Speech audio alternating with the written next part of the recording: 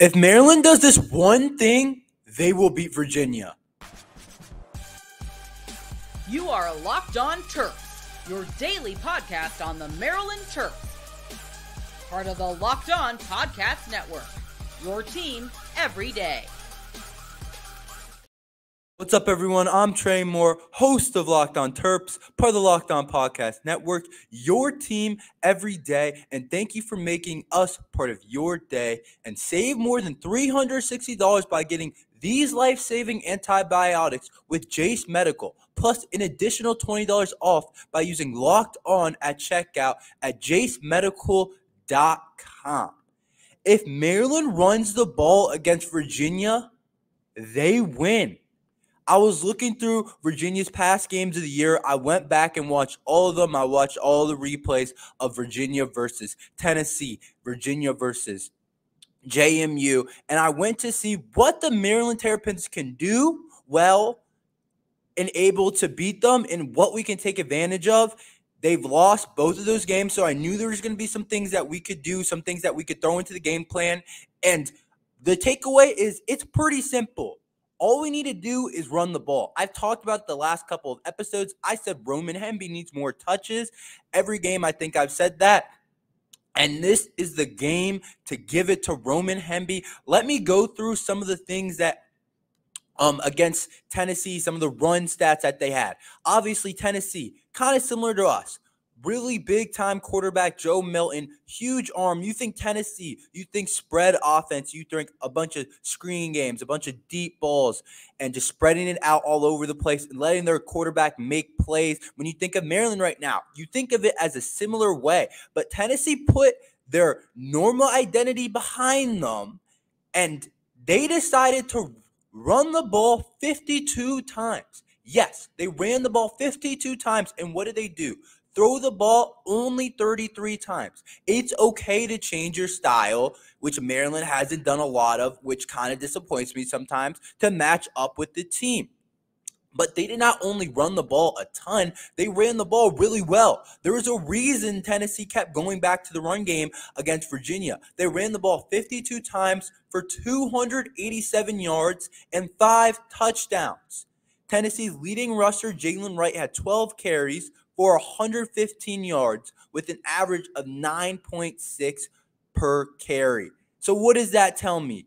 Virginia could not stop the run against Tennessee at all. They kept pounding it. They kept going back to it. And the thing was, they're rushing. It wasn't like there was one rush for like 70 yards to make it an outlier and make the stats a little bit skewed. It wasn't like that at all. Their long was for 21. So they just kept banging them for 6 yards, 7 yards, 5 yards, whenever they wanted throughout the game. So Maryland doesn't need to come in and overcomplicate things against Virginia. Even their backup running back ran the ball really well. 13 carries for 67 yards with an average of 5.2 yards per carry. So that's exactly what I think Maryland needs to do. I understand we like throwing the ball. We rarely ever run the ball more than we throw it. And maybe it's a little bit more entertaining for the fans to watch Taulia throw the ball all over the place. But I think we got to take what Tennessee has done and take what also James Madison has done and run the ball against Virginia because they haven't proven to be able to stop it. Look at what JMU did. They also ran the ball more times than they passed against Virginia. And they won the game. JMU isn't a super talented team. That's not a Power 5 team. But JMU was able to upset Virginia because they ran the ball well. 34 times for 167 yards with an average of almost 5 yards per carry. Their leading rusher, Tyson Lawton, on JMU had 8 carries for 79 yards, averaging 9.9 yards per carry.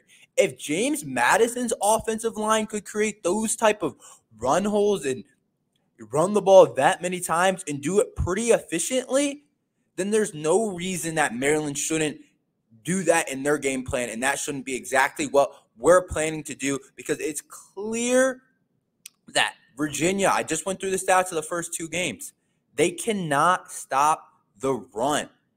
Let me give you another stat if you think that's not enough. Virginia's defense ranks 123 out of 132 FBS teams in run defense, giving up an average of 5.3 yards per carry. Did you hear that? I'll read it again. They rank number 123 out of 130 FBS teams in run defense, giving up an average of 5.3 yards per carry. If we don't run the ball against Virginia and we don't run the ball well, I'm going to be concerned. First of all, I'll be concerned about our game plan and how we aren't attacking teams' weaknesses exactly, and what exactly are we doing if we don't run the ball against them. I'll be concerned about our offensive line if we're not able to average over 4.9. I think we should be able to average at least 5. JMU averaged basically 5 yards per carry. Tennessee got to over 5 yards per carry. So I'm thinking if we can't do it against Virginia, we're not going to be able to do it against anybody in the Big Ten for sure, especially against some of the D lines that we go against. They're just going to be better. If so, this is a chance for Taulia to not have any pressure on him and to put it all on the running back room. And Roman Hemby, Antoine Littleton has a chance to have a get-back game. Antoine Littleton hasn't played very well so far this year. This is his chance to get a get-back game. Colby McDonald has played really well this year, especially last game against Charlotte, provided a spark. This is a chance for our running back room to lead. It doesn't always have to be Taulia in the passing game. It's okay if we only pass the ball for 200 yards and we run the ball for 200 yards too. That's okay. It might not be as flashy. It might not be as pretty, but the way Roman Hemby has been running the ball last game, when he had over 160 yards with 19 carries, there's no reason that he shouldn't be getting the ball anyway, even if Virginia's run defense was in the top 25 in college football. Roman Hemby needs more carries, and Virginia's defense is terrible against the run. There's no reason that we should do anything else. I want to see us run the ball more than we pass, because clearly that has been successful against Virginia. And if we do that, I guarantee we win the game. Tony Muskett is expected to start against Maryland. Is this good or bad? I'll tell you after this message from Jase Medical. Everyone should be empowered to care for themselves and their loved ones during the unexpected. That's why Jase Medical offers the Jase Case. The Jase Case provides 5 life-saving antibiotics for emergency use and gives you a peace of mind so that you are not just hoping that you would have access to medication in an emergency. Jase Medical makes sure you have medication in hand. Jase Medical is simple. They handle everything from online evaluation to licensed pharmacy medication, delivery, and ongoing consultation and care. Don't get caught unprepared. Save more than $360 by getting these life-saving antibiotics with Jase Medical. Plus an additional $20 off by using Locked On College at checkout on jasemedical.com. That's jasemedical.com. Promo code Locked On College. Tony Muskett is starting for UVA. This is a great thing for the Terps. I'm glad Muskett is starting. If you're not familiar with Tony Muskett, he is a transfer from Monmouth. He transferred from Virginia from Monmouth. Hasn't had a ton of Power 5 experience. Hasn't had any except for his first game against Tennessee.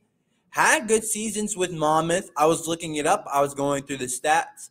Had over 150 rating pretty much year in and year out at Monmouth. 2021 had 25 touchdowns to only 6 interceptions. And then another year he had 17 touchdowns to 8 interceptions. But why do I rather play Muskett over their other player that we'll get into in a second? I think Muskett is a solid player. I've read the article by UVA Medias, and this is what they kind of basically say. You know, in the NFL, when they talk about quarterbacks that are good players, but they just don't have elite traits, elite arm strength, elite speed. They don't have any game-changing type of ability. There's not a whole lot of special with them. Guys like Ryan Tannehill or a Derek Carr or a Kirk Cousins, players that are good quarterbacks, but they just don't have a whole lot of special. That's kind of what they say Tony Muskett is, which isn't a bad thing, I think, when you have an uber-talented team. But Virginia is not very talented right now. They don't have a ton, especially their offensive line. So I think when you just put someone back there that just is just kind of average in terms of traits and athleticism and won't make a whole lot of plays outside the pocket, that honestly, I think, worked in favor of the Terps. This is what the Virginia people say. Obviously, I had to do some research because I don't know a ton about him. He throws the accurate deep ball. He goes through his progressions well. But we don't really have anything to worry about with Muskett out there. I think our defense should be able to play well against him. We should be able to get stops against him. We should be able to get to him. With how bad their offensive line has played, I've watched the games. Their offensive line isn't good. It's worse than Maryland's offensive line by a lot. I thought our line had troubles, but our line doesn't have troubles compared to what Virginia has. So he's not going to be able to escape and make a ton of plays. He's not going to make a ton of plays outside the pocket. He's going to really want to sit in there and go through progressions. He's not going to burn us with the deep ball. I don't think, even though they said he has a nice deep ball, I don't think he's going to burn us with the deep ball or power throws outside the numbers. He's not that type of talent. He wants to just go through progression, take the 4-yard curl, take the 8-yard slant, maybe occasionally take a deep threat to one of his big body wide receivers. But other than that, he's not going to make a ton of plays. So I don't see us having a ton of trouble with him unless if we make a mistake, he will take advantage of it. That's what he'll do. If we make a mistake on defense, just like, remember Jaquan Shepard taking a gamble against Charlotte and it not paying off, and you look at Charlotte and they have a 70-yard touchdown because Jaquan Shepard tried to jump a little out route, I think it was, and his guy goes deep for over 50 yards. If we don't do that, then we should be in a good spot. But if we start doing things like that, he'll take advantage of it. I'm pretty sure he can read a defense well. He's experienced coming from Monmouth. But at the same time, I'm like, how experienced really is he? He hasn't really gotten the Big Ten defenses or the Power 5 defenses. And we have some NFL players on our defense, so he hasn't seen much of that. Obviously, he saw it against Tennessee, but he hasn't seen it a lot against us. So, honestly, I'm not scared of Muskett and what he brings. But the player that started against James Madison and the player that I think is a little bit more scary, and I would not be surprised if he still sees time, even though their head coach Tony Elliott says that that Tony Muskett is the starter. The player that does scare me is their freshman quarterback, Anthony Colandrea. I think he poses more problems for the Terps. He can make some plays. I watched him against James Madison, and I was amazed. I was like, wow. It was big throw after a big throw. He kept them in that game. His stat line was crazy. I'll read it in a second. But he's got a big arm, and he's clearly more talented than Muskett. It's not really close. He's a dual threat. He can make plays outside the pocket. He can make plays inside the pocket. But like I said, his arm is live. He's got a live arm. I don't want to say he's an NFL type of arm. He's a freshman. But Virginia's got their quarterback for the next couple of years. That's for sure. This year's been disappointing for Virginia, but they got their quarterback with that guy. But I'm glad that Muskett is starting because I think this is kind of how I see it. If your team's not that talented, your offensive line is not that talented, their wide receiver group is decent, their backs are okay, but the groups overall on their offense side isn't that talented. If you put another quarterback that can't really extend plays, that can't really make plays happen, then how much is he really going to be able to do against a Big Ten defense? I don't think a lot. But if you put a guy back there that maybe is more raw but has more talent, can make bigger throws, maybe it's a little bit more risky, but you have to take risks to win. So That's kind of how I see it with their quarterback, Anthony. This is a quote from UVA's SB Nation. Colandrea thrives most when he's able to extend plays and buy time to improvise. He's clearly more talented than Muskett, but also less polished. So it's exactly what I said. He's a less polished player, but I think he does give them a better chance to beat us because I don't think Colandrea is going to be able to make enough plays against our defense, game-changing plays, to have any chance at beating us. And this is what Coach Loxley said about him, their freshman quarterback. Yeah, he's a little bit like a young Leah. He's one of those guys that extends plays. He continues to. He doesn't give up on plays. You saw him make some big plays for them against JMU. See, all the quotes and everything I'm reading, it sounds like the freshman quarterback should be starting. So I'm not convinced that he won't play. I almost can assure you that he'll play a little bit. This team's 0-2. I don't know what else they're fighting for. I don't know what else they're looking for.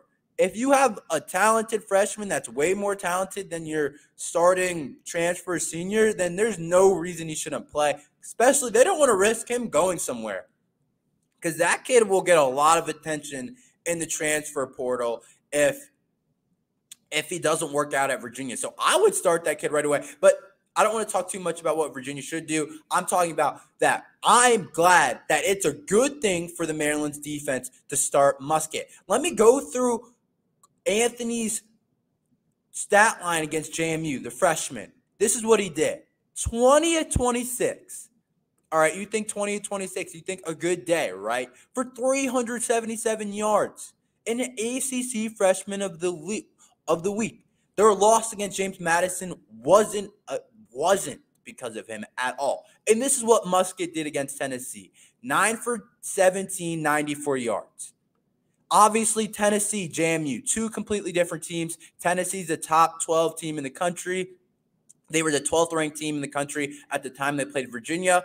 And JMU isn't even close to being that quality of a team. But at the end of the day, I think it's better for the Maryland's defense to play Muskett and to get the guy that can make less plays outside the pocket. I think we're in a good spot with Muskett starting over the freshman Anthony Colandrea overall. So I'm glad, and I think we could do some good thing against Muskett, But let's give you a quick recruiting update. There's a lot going on in the recruiting world, especially with the 2025 class. I'll tell you about it after this ad from the Game Time and a quick message from Locked On. College football season is here, and this season Locked On is kicking up your coverage with Locked On College Football Kickoff Live. Each Friday, Locked On will go live from 11 a.m. to 1 p.m. Eastern on every Locked On College YouTube channel. College Football Kickoff Live will cover playoff implications, the conference rivalry games, and go in depth like only Locked On can, including insight and analysis from our stable of Locked On College hosts covering their team every day. Find Locked On College Football Kickoff Live every Friday from 11 a.m. to 1 p.m. Eastern on any Locked On College YouTube channel. You won't want to miss it. Have you ever wanted to go to a game at the last minute like a Maryland Terrapins game, but finding tickets is hard? I have been there before. Buying tickets to your favorite events shouldn't be stressful. Game Time is a fast and easy way to buy tickets for all the sports, music, comedy, and theater near you. With killer deals on last-minute tickets on their best price guarantee, you can stop stressing over tickets and start getting hyped for the fun you'll have. Download the Game Time app, create an account, and use Locked On College for $20 off your first purchase. Terms apply. Again, create an account and redeem Locked On College for $20 off. Download the Game Time app today. Last-minute tickets, lowest price guarantee.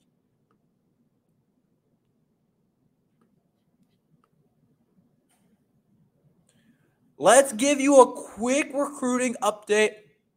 I haven't been able to do a ton of them, but I think it's important, and I wanted to add it into the last segment today because there are some big news going on. Ernest Willor, 2024, high 4-star, highest guy on Maryland's 2024 board still.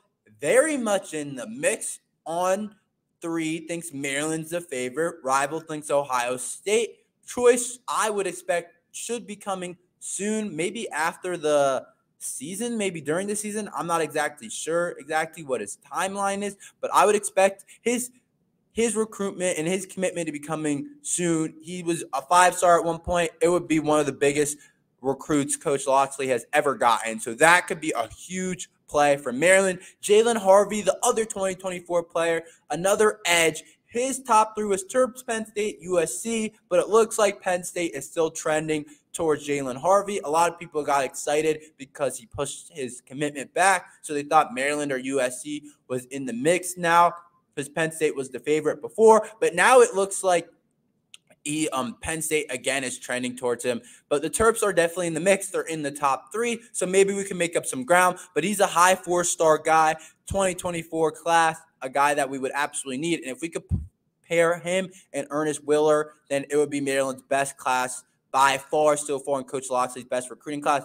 But if we just got Ernest Willor, I'd be happy. If we just got Jalyen Harvey, I would be happy to end the 2024 class, and it still might be Coach Locksley's best class. And then let's get into some of the 2025 class. Let's start familiarize ourselves with those names and giving you guys some of those guys. Tariq Hire, 2025. 4-star cornerback, top 150 player, has made a lot of different visits to Maryland. He goes to St. John's in DC, and he visited again against Charlotte. 4-star guy, like I said, top 150 player, number 1 player in DC, depending on where you look. Could be a huge pickup for the Terps, exactly what we need. Another cornerback. You can't have enough of those guys. Really good overall player, a guy that I definitely want to add to 2025 class. Cortez Harris, 2025, high 4-star, out of the DMV area. One website had it looked like Virginia Tech is the favorite right now, but who really knows with the 2025s? It's still really early, but they said followed by Maryland. And you'll notice with these 2025, there's a lot of 4-star guys we're in the mix for. If we can somehow come together and recruit well, we have a chance for the 2025 class to be the best class in the Coach Locksley era, and it might not be close, but we got to see how it comes together. And then you look at Cortez Harris. No, I just named Cortez, excuse me. Iverson Howard, 4-star running back. Maryland favor on 3 for him. Same school as Jalyen Harvey. Some websites think West Virginia or Michigan, but like I said, 4-star running back and on 3 has us as the favorite. So we'll see. We have a ton of running backs, so I'm not as worried about recruiting the running back position well. I think you can get good players at 3 stars. Roman Hemby was a 2-star on Rivals. I think more, I really want pretty much every other position. Wide receivers and running back, I'm less worried about. But everything else, offensive line, defensive line, linebacker, corner, every position on defense, I would like to see us recruit well, and quarterback especially. And that brings me to our number 1 priority in the 2025 class, and Malik Washington. I've seen him play live, 4-star QB from Spalding, can replace Taulia, a guy who can start right away and bring interest and competition in that quarterback room. He's exactly what we need. 6'3", great athlete, Spalding, 4-star. Everyone's going to start to want him, but he's definitely trending up. I would love to see Maryland be able to get him. I think Coach Locksley has a chance. With what he's done with Taulia, I wouldn't be surprised if he's able to land Malik Washington. Jeff Exenor out of McDonough, a name to keep an eye out for. 4-star wide receiver, 6'3", big body, can make plays, and Maryland is definitely in the mix for him. So you can tell the 2025 class, ton of 4-stars on the board. Can we turn out a top 25 class? I would love to see that happen and see the Maryland program continue to go in the right direction and get a ton of DMV kids. Derik Queen, now on to basketball. 5-star Derik Queen. I don't know if it's all amazing news about Derik Queen. Maryland was 100% on every website for 5-star power forward Derik Queen.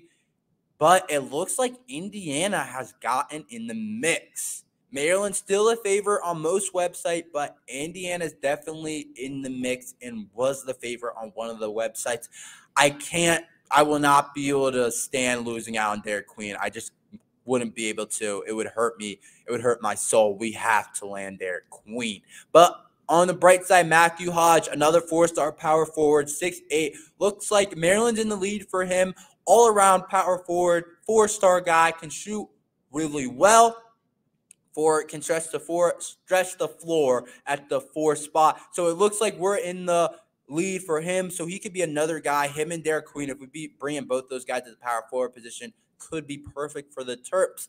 And then Jaden Mustaf looks like he's trending in a different direction. I had hoped that we could land him. His dad was a Terp, and I kind of thought we were going to be able to land Jaden Mustaf. But also Kahani Ruth, who I also thought we were second behind Georgia in. It looks like he's trending in a different direction. But we'll see what happens. Overall, that's recruiting news. Thanks for listening to Locked On Terps. Please like and subscribe.